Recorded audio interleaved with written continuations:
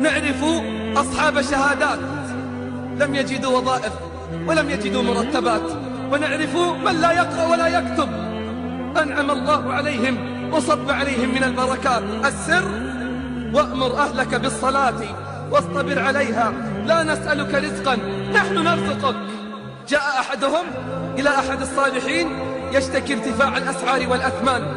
قال الصالح: والله ما أبالي لو أن حبة الشعير بدينار، علي أن أعبده كما أمرني وعليه أن يرزقني كما وعدني. علي أن أعبده كما أمرني وعليه أن يرزقني كما وعدني.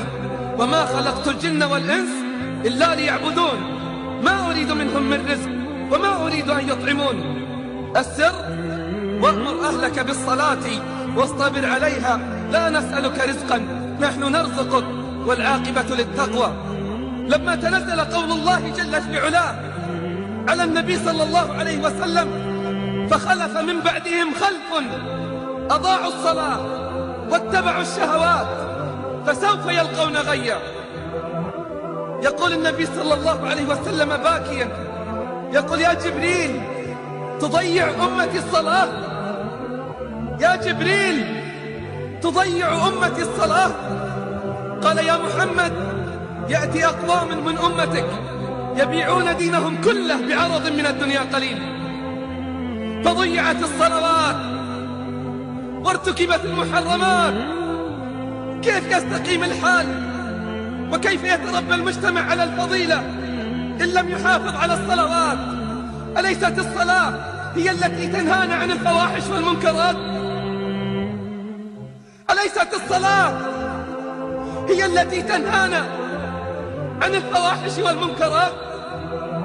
يكفينا أمرا ربانيا واحدا حتى نعلم عظم قدر الصلاة عند الله. أما يكفيك أن الله افترضها فوق السماوات؟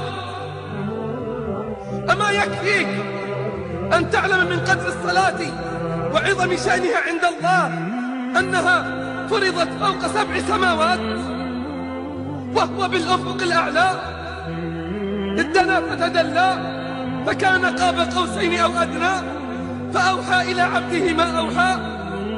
أمره ب50 صلاة فلا زال يخفف عنا حتى جعلت 5 صلوات بأجر 50، 5 صلوات بأجر 50. الصلاة نور، كيف تستطيع أن تسير في الظلمات؟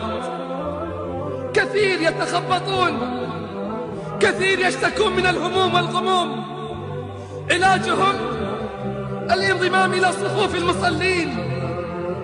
مآسي الشباب في كل مكان، وعلاجهم ادخلوا بيوت الرحمن، انضبطوا في صفوف المصلين.